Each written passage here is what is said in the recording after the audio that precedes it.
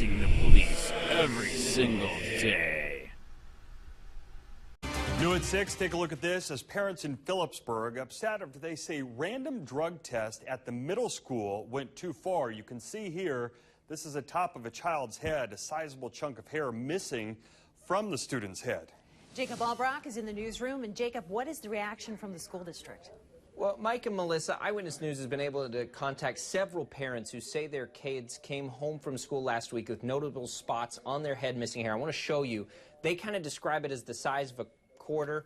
It's really the size of a pen width, so you can imagine that size right there when it's supposed to be about the size of a pencil. The superintendent tells us the school does notify parents the day of a drug test, and parents are invited to be there if they want.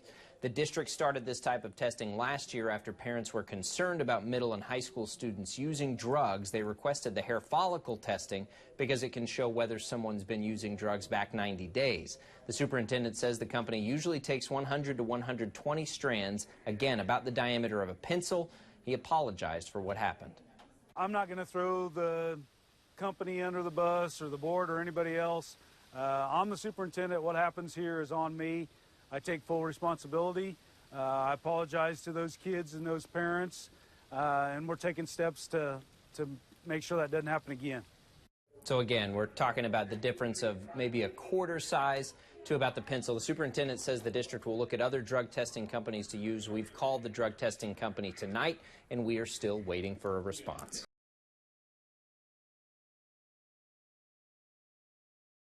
Parents outraged after school shaved large patches of hair from kids' heads to drug test them. Students in a Kansas middle school were humiliated after officials removed large chunks of their hair to comply with the school's drug test policy. By Matt Agarist, October 26, 2018.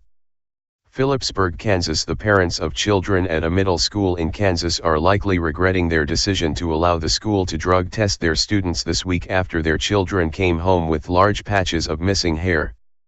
The hair was used in the random drug testing process of 11 to 14-year-old children.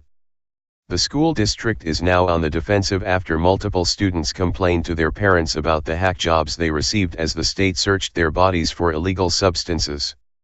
Hopefully, this situation allows the parents realize the error of their ways and take note of what happens when you ask the state to parent your children. Superintendent Mike Gower spoke to KWCH and said the district recognized the problem of officials cutting large sections of children's hair out and is addressing it.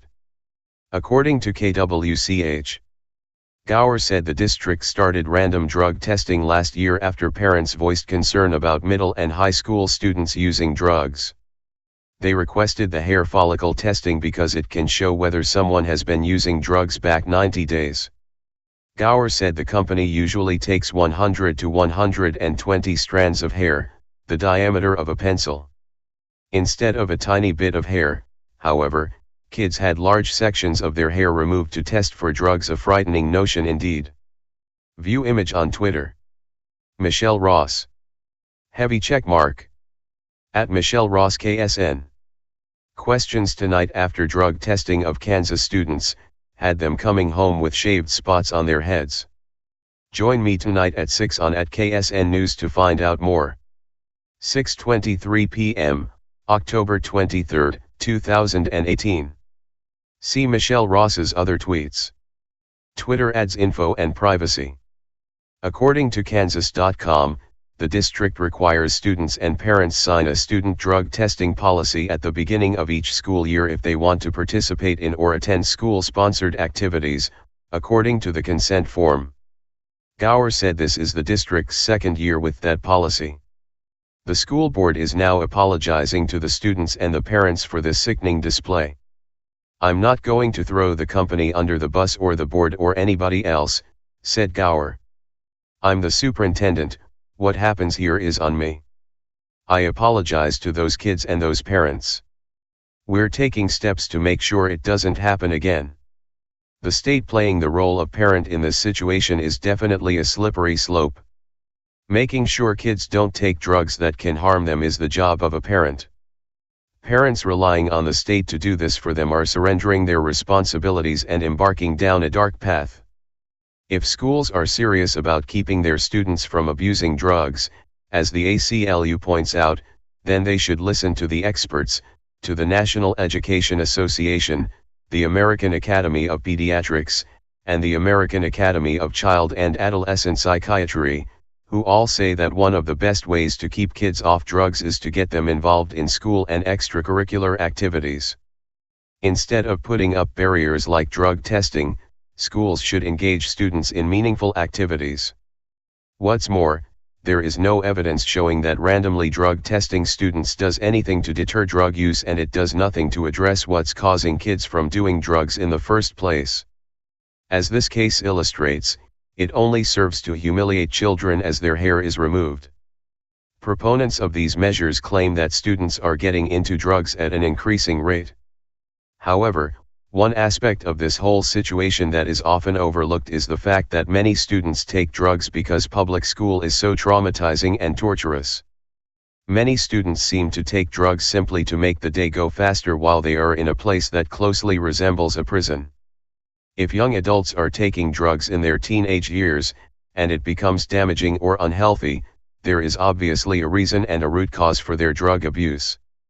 This is not a problem that can be solved with punishments and lectures, but rather, is a problem that can only be solved by targeting the depression, anxiety, and pressure that young adults experience in this society. If you are a student or parent who wishes to fight this most invasive policy, you can. As the ACLU points out, any student can express his or her discomfort with drug testing. Depending on the laws in your state, you not only have the right to vocally oppose drug testing, but you may also have a right to legally challenge drug testing in your school. In order for a school to implement a drug testing policy, there must usually be reasonable suspicion that you, as an individual, are using drugs. Unless you are an athlete, the fact that some students may be using drugs may not be enough to allow a public school to drug test you. The implications of a government violating the sanctity of a child's body to search for illegal substances are grave, to say the least. Imagine the horrid society that would result from children who consider government claiming the right to know the content of their bodies as normal. A brave new world, indeed. Hey Charlotte County, this is Charlotte County COPWATCH. I am using any video here under fair use if you have criticism, reporting, teaching, etc. And please donate. I do not make money from YouTube, and there are different ways to donate in the video links. Thanks.